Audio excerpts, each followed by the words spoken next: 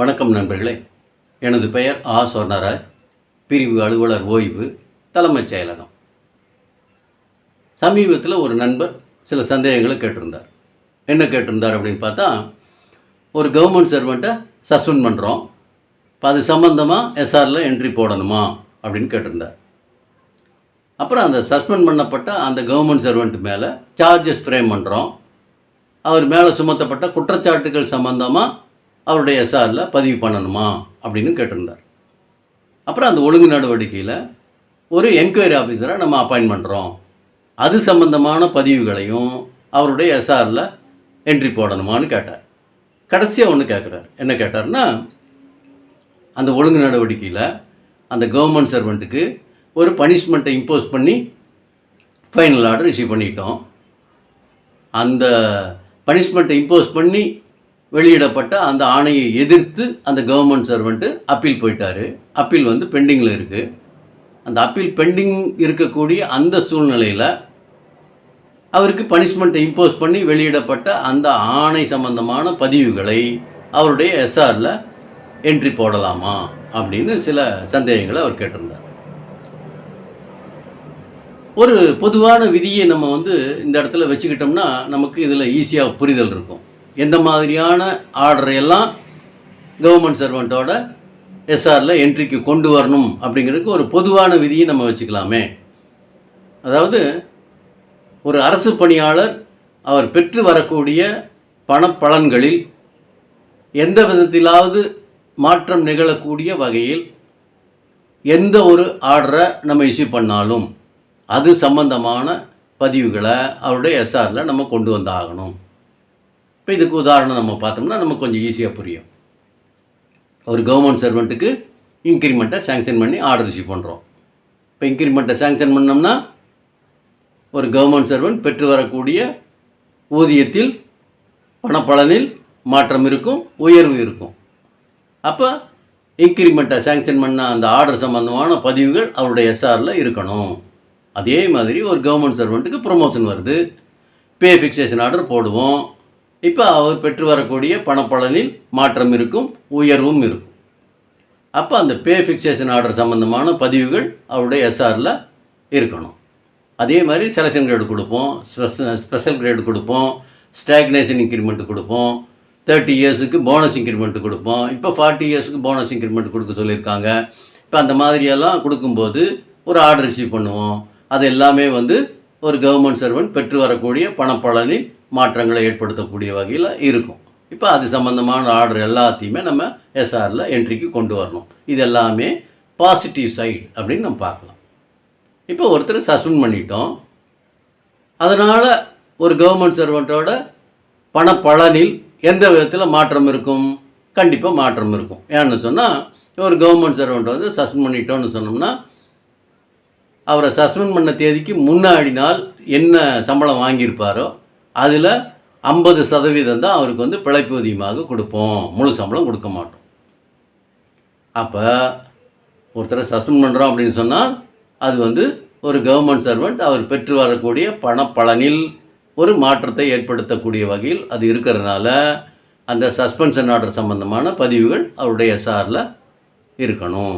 இது negative side. ஏன்னா ஒருத்தருடைய பணப்பலனில் குறைவு ஏற்படுது, அதனால் இது நெகட்டிவ் சைடுன்னு பார்க்குறோம். இப்போ இன்க்ரிமெண்ட்டை சேங்ஷன் பண்ணுறோம், ப்ரொமோஷனில் பே ஃபிக்சேஷன் போடுறோம், 30 வருஷத்துக்கு போனஸ் இன்க்ரிமெண்ட் கொடுக்குறோம், 40 வருஷத்துக்கு இன்னொரு போனஸ் இன்க்ரிமெண்ட் கொடுக்குறோம், செலெக்ஷன் கிரேடு ஸ்பெஷல் கிரேடுக்கெல்லாம் நம்ம பே ஃபிக்சேஷன் போடுறோன்னு சொன்னால் அதெல்லாம் பாசிட்டிவ் சைடு. இது சஸ்பெண்ட் பண்ணுறோன்னு சொன்னால் நெகட்டிவ் சைடுன்னு நம்ம வச்சுக்கலாம்.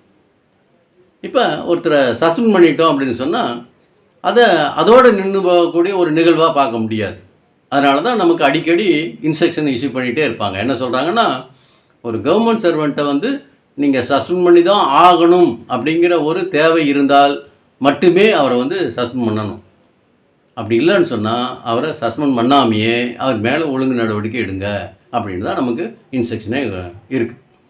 இப்போ ஏன் சஸ்பெண்ட் பண்ணுறதை அவாய்ட் பண்ணணும் அப்படின்னு பார்த்தா, ஒருத்தரை சஸ்பெண்ட் பண்ணிட்டோம் அப்படின்னு சொன்னால் அதன் தொடர்ச்சியாக பல வேலைகளை நம்ம பார்க்க வேண்டியிருக்கும். அது என்னங்கிறது இந்த வீடியோவில் நம்ம பார்த்துடலாம். இப்போ ஒருத்தரை சஸ்பெண்ட் பண்ணிட்டோம் அப்படின்னு சொன்னால் அதோடு நிற்காது. ஒரு 3 மாதம் சஸ்பென்ஷனில் இருந்திருப்பார். அதுக்கப்புறம் ரீஇன்ஸ்டேட்மெண்ட் கொடுத்துருவோம், வேலைக்கு வந்துடுவார். அப்புறம் ஒழுங்கு நடவடிக்கை தொடரும். அப்புறம் ஃபைனல் ஆர்டர் ஏதாவது இஷ்யூ பண்ணுவோம்.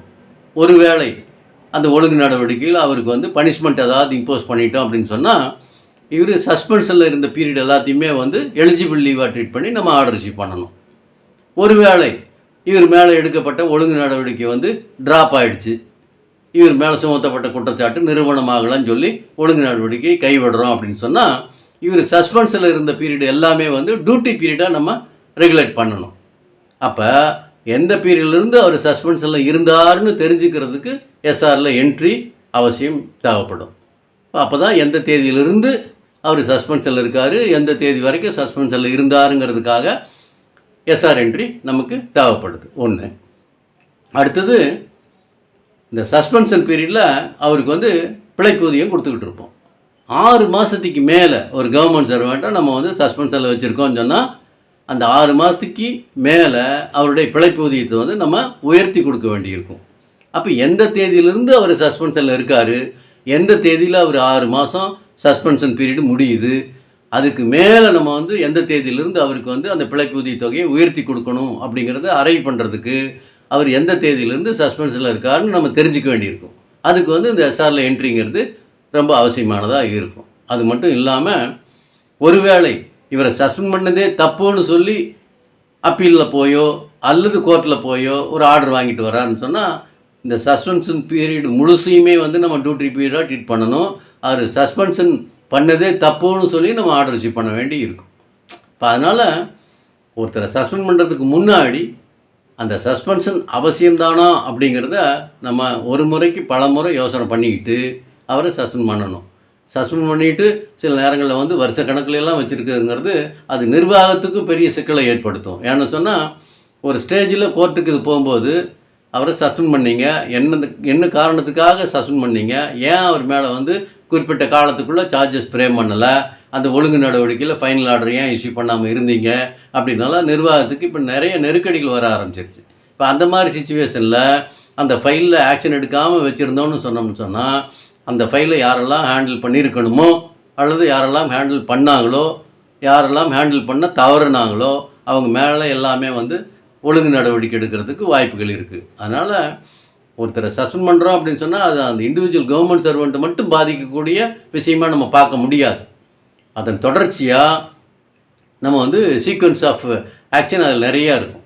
அதையெல்லாம் அந்த டைமில் நம்ம கொண்டு போனால் மட்டுமே அந்த இண்டிவிஜுவல் கவர்மெண்ட் சர்வெண்ட்டும் பாதிக்காமல் இருப்பார். அந்த ஃபைலில் ஹேண்டில் பண்ணக்கூடிய நிர்வாக தரப்புலையும் சேஃபர் சைடில் இருப்பாங்க. இதை தெரிஞ்சுக்கணும் அப்படிங்கிறதுக்காக தான் இந்த வீடியோ. நன்றி, வணக்கம்.